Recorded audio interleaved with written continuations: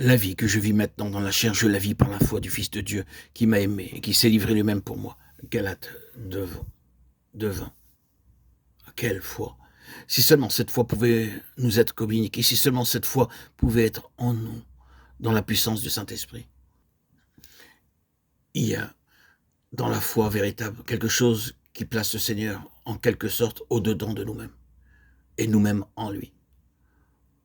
Comprenez-moi bien, je ne parle pas de déité, je parle du Fils de l'homme. Il y a quelque chose d'une signification spirituelle profonde dans cette parole de la table du Seigneur, mon corps qui est pour vous. Mettant de côté les idées fausses et extrêmes associées à la transsubstantiation et tout le reste derrière cette phrase.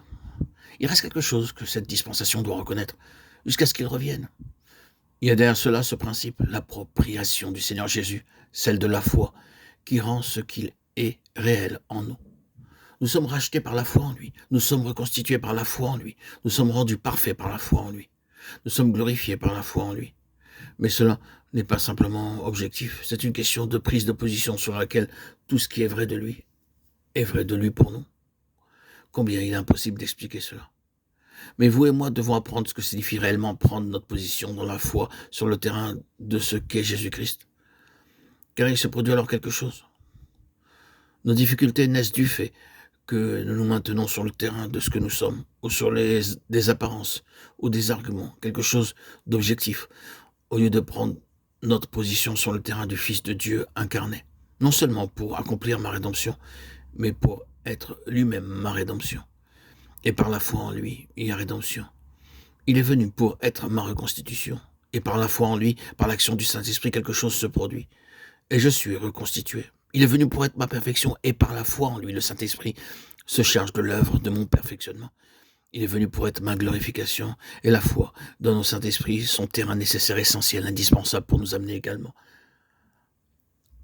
à la gloire de Christ, afin d'être glorifiés ensemble avec lui. À moins de croire et de croire dans le Seigneur Jésus, le Saint-Esprit se tient à l'écart. Vous pouvez peut-être vous tromper vous-même, mais vous ne sauriez tromper le Saint-Esprit. Vous ne pouvez avoir un pied sur un terrain et l'autre sur un autre terrain. Alors, si vous avez un pied sur ce que vous êtes et l'autre pied selon votre idée sur ce que Christ est, vous êtes une personne divisée. Le Saint-Esprit ne s'engage pas, il se tient en retrait et attend. Il dit, place tes deux pieds sur Christ, et alors, je me mettrai à faire quelque chose. Rappelez-vous, frères et sœurs en Christ, il nous faut prendre position d'un pied ferme dans la foi, sur le terrain de ce qu'est Jésus-Christ. C'est alors qu'il se produit l'œuvre de perfectionnement en nous.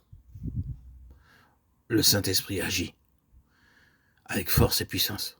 J'en suis le témoin.